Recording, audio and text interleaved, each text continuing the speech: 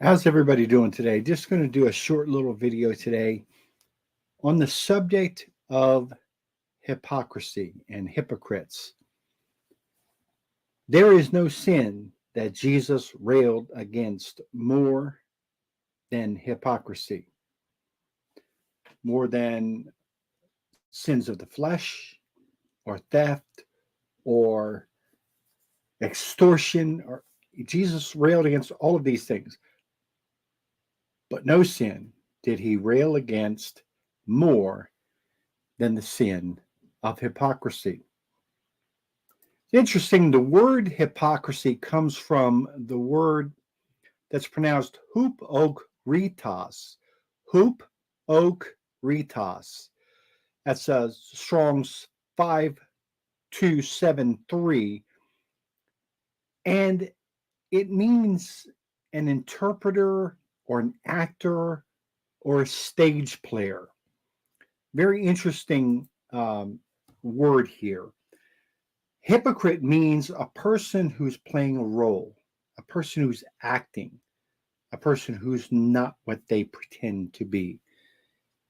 And that was absolutely the characteristic of the hypocrite of the Gospels.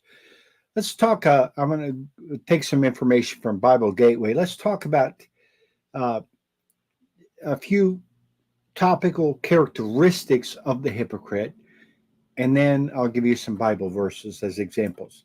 So, one, we see in Job 15:35 that the hypocrite practices deceit. And we see this a lot. And deceit is sometimes they'll tell a half a truth, or sometimes they'll leave a part of the truth out, or sometimes they will just out and out lie. And we see that with some of the attackers, detractors of the four persons. Deceit is the mask of the hypocrite because they're trying to hide their real agenda. They're trying to hide their real self, who they really are at the core. They don't want you to see who they really are. So hypocrites devise, we see that in Job 15:35, and hypocrites practice, we see that in Hosea 11:12. And Jesus talked about hypocrites, and we see some uses in Matthew 23, in Mark 12, in Luke chapter 11. And we'll get to those in a minute. Hypocrites slander. And we see this in Proverbs 11:9. A hypocrite slanders. They attack the motives or characters or actions of other people in a dishonest way. Now, I want to make a differentiation between something that I have to admit that I've been guilty of, and it is something that to be guilty of, but it's different than slander, and that's gossip. Gossip is when we say something about someone that we have heard is true, or that we have heard might be true, and we may even believe that it's true, and yet we pass it on as though it has been demonstrated as true. That's gossip. And gossip is a form of calumny, is a form of slander, I guess. Um, Not that you are deliberately spreading something that you know is false, but you're spreading something that you may even absolutely believe to be true, but you can't prove it. So that's kind of a subtle little differentiation.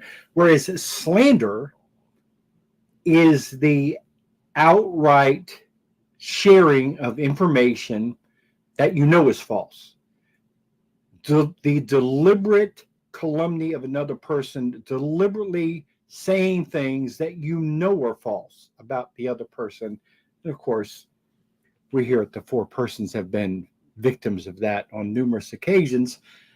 has, just as everybody else in the world has. Um, Thankfulness. Hypocrites are full of boasting. We see this in Luke chapter 18. The hypocrite is always promoting himself, always boasting about how holy he is, how wonderful he is, how tough he is, how he's the best of the best in every category. Nobody can match him, and he's and vanity is the religion of hypocrites. We see this in James 1:26, and James 1:26 talks about the man who has an image of righteousness but can't bridle his own tongue. And a lot of people interpret that as vulgar and abusive language, and that's certainly part of it. But it's also about contempt for his neighbor, constantly condemning everyone around him, constantly talking, making everything about him. We see this in narcissistic behavior, where a person always makes themselves either the hero or the victim in every situation. I want to thank my friend Dave Armstrong for that insight. And let me get to some Bible verses here. So I got two from the Old Testament, and they're both from the Catholic Old Testament, and they're both from the book of Sirach. Sirach 129, be not a hypocrite in men's sight, and keep watch over your lips. And Sirach 32:15, he who sets the law will be filled with it, but the hypocrite will stumble in it. Okay? So the hypocrite is the one that Paul rails about in his epistles. Those who follow the law for the sake of the law. Those who follow the law in order to be seen and heard by others. They didn't follow the law for the love of the law. Okay? This is what Sirach 32, let me say this again and repeat it. He who seeks the law will be filled with it, but the hypocrite will stumble at it. See the difference between those who follow the law for the love of law, the love of the law, the faith, and those who follow the law for the sake of their own self-aggrandizement. Matthew 6:5, this is Jesus talking. And when you pray, you must not be like the hypocrites, for they love to pray in the synagogues and on the street corners, that they may be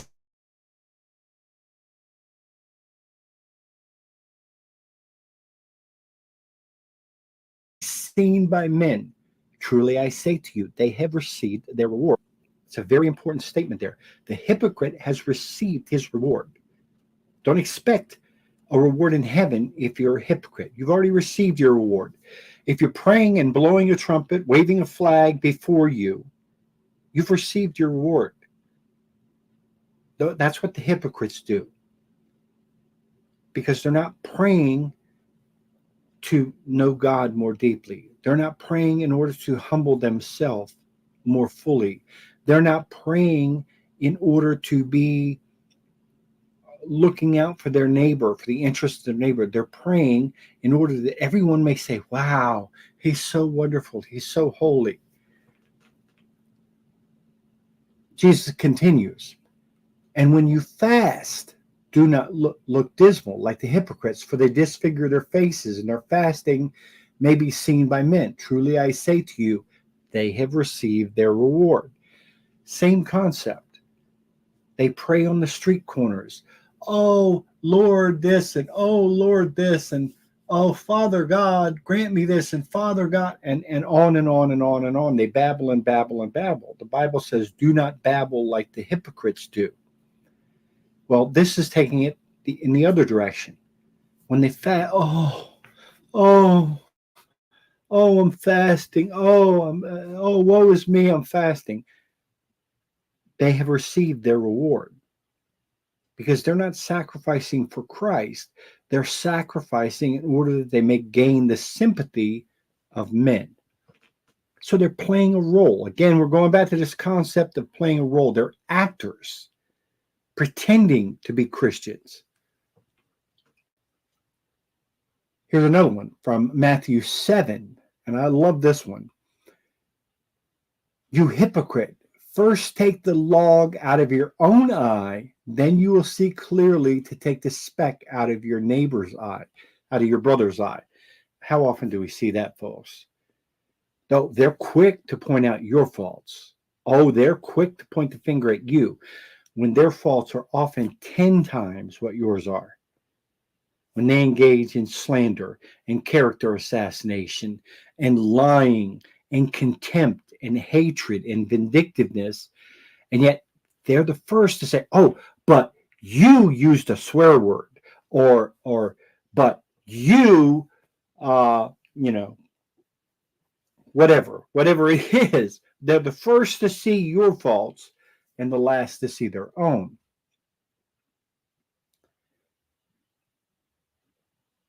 Here's another one. They're filled with malice. They're filled with hatred. Matthew 22:18. But Jesus, aware of their malice, said, why do you put me to the test, you hypocrites? See, they weren't questioning Jesus in order that they may gain knowledge. They were questioning him that they may trip him up. They're always trying to set traps. They're always trying to cause the other person to stumble. They're always poking the bear, so to speak. They're always trying to set traps. They're filled with malice. They want bad things to happen to other people. Another one from Matthew 23. But woe to you, scribes and Pharisees, hypocrites, because you shut the kingdom of heaven against men, for you neither enter yourselves nor allow others to go in. That's another thing about the hypocrite. Needs to be paid attention to here. The hypocrite's not going to heaven. Make no mistake, the hypocrite is not going to heaven unless he repents. He shuts the door to heaven on himself. Why?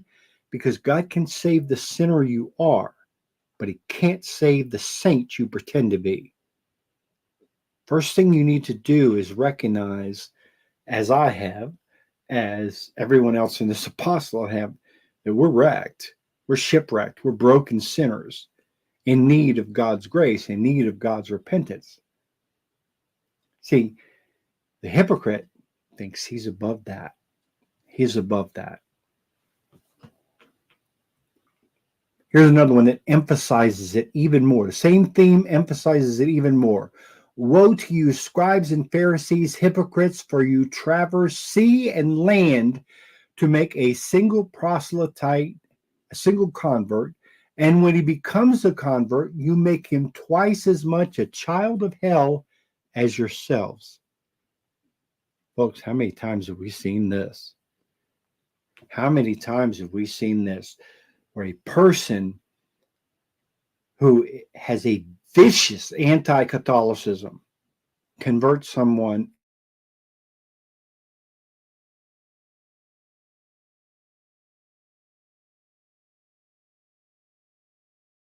he does. Sorry, the stream seems to keep losing its track.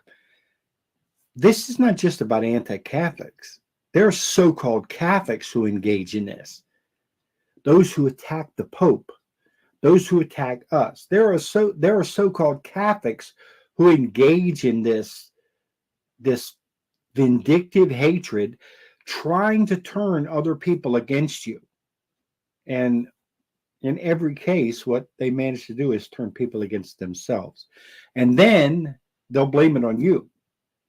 Oh, you turned this person against me, and you turned that person against me, and you told this person things, and you told that person things. No, you did it yourself. People recognize your hatred. They recognize your hypocrisy.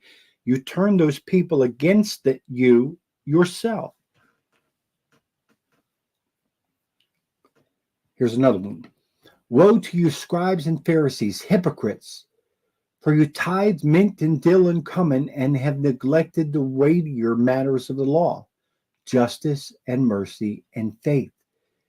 Those you ought to have done without neglecting the others. See, the hypocrite is constantly keeping score constantly telling you what he's done, constantly touting his own accomplishments.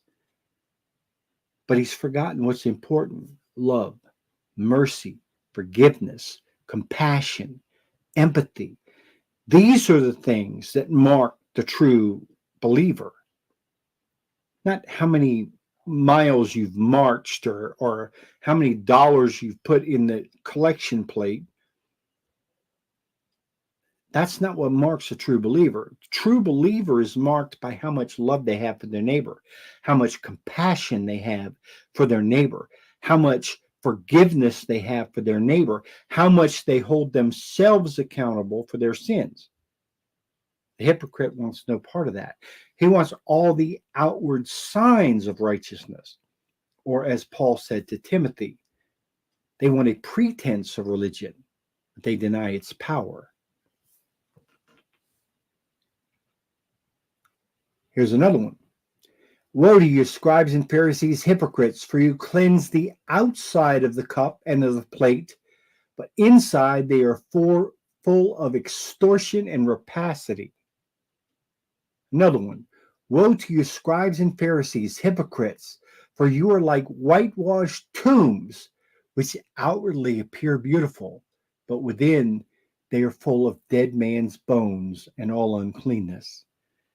I've heard so many people say this idea of the law and that we're not under the law, and the proof is the Pharisees, because they were so holy, but it was never good enough. If the holiness of the Pharisees was not good enough, if you can't surpass the holiness of the Pharisees weren't holy. These people weren't holy.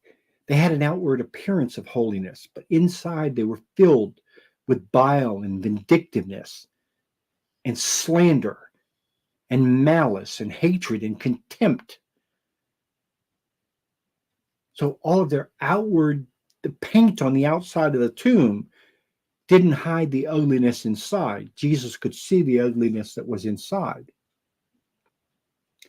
Woe to you, scribes and Pharisees, hypocrites, for you build the tombs of the prophets and adorn the monuments of the righteous.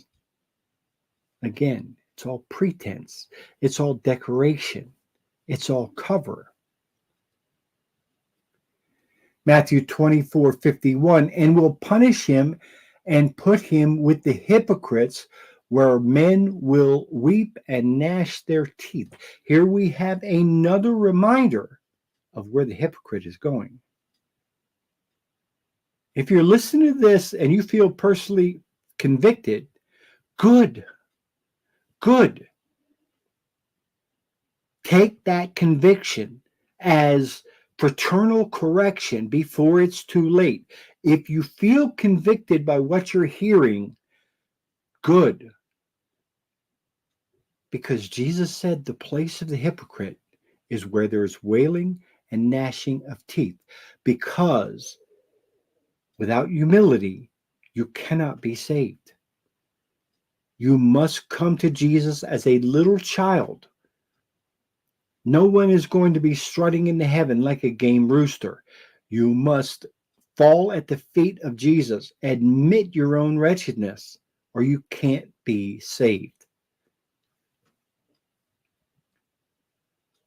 He said to them, well did Isaiah pray of you, hypocrites, as it is written, this people honors me with their lips, but their heart is far from me. Sound like anybody you know? Because Jesus says in Matthew 25, I was hungry and you gave me no food. I was thirsty and you gave me no drink. I was naked and you didn't clothe me. I was in prison and you didn't visit me.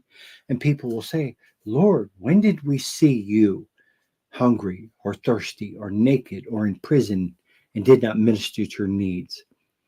And Jesus said, listen to this. Whatsoever you do to the least of my brethren, the least, the lowest, you do to me. John says, if you say you love him, but you hate your neighbor, You are a liar, and the truth is not in you. Again, if you feel convicted by this message, good. You don't have to admit it to me. Don't have to admit it to me. Don't feel you need to be compelled to tell me that you were convicted by what I say. But go to confession. Go to confession and confess the sin of pride if you feel convicted by this message. Because if you say you love Jesus, but you hate your brother, you are a liar and the truth is not in you.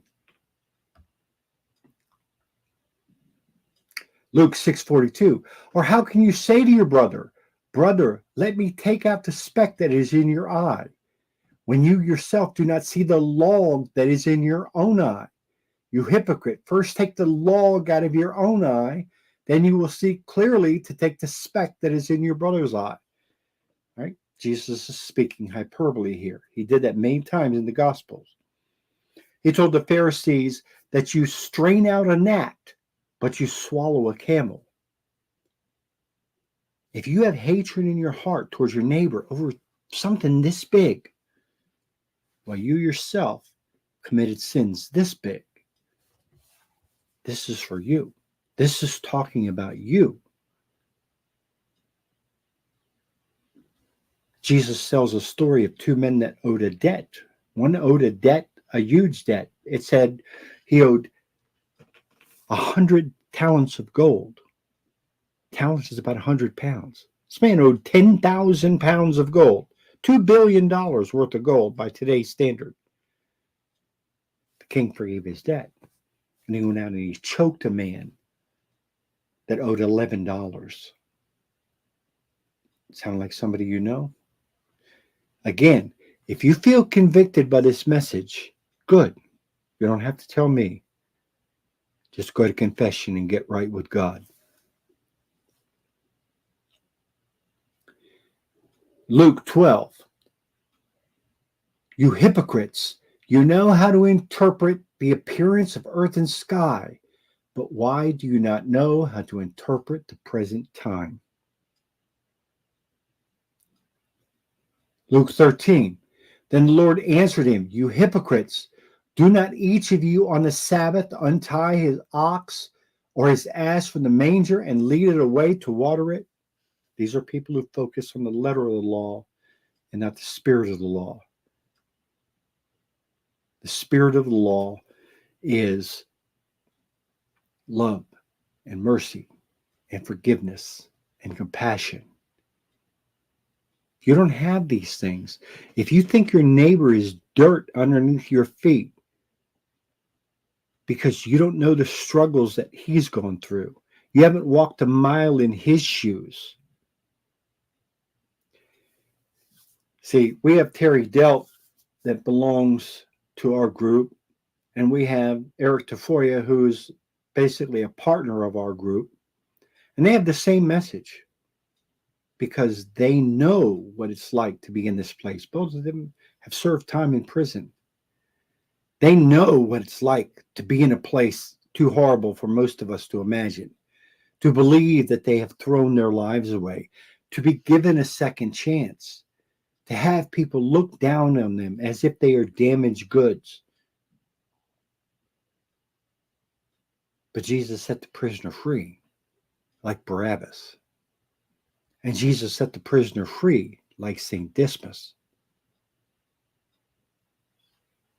So, if you are so stuck on the letter of the law and not the spirit of the law, then what will happen is you become one of those people who's holding a rock in your hand, ready to hurl it at the woman caught in adultery.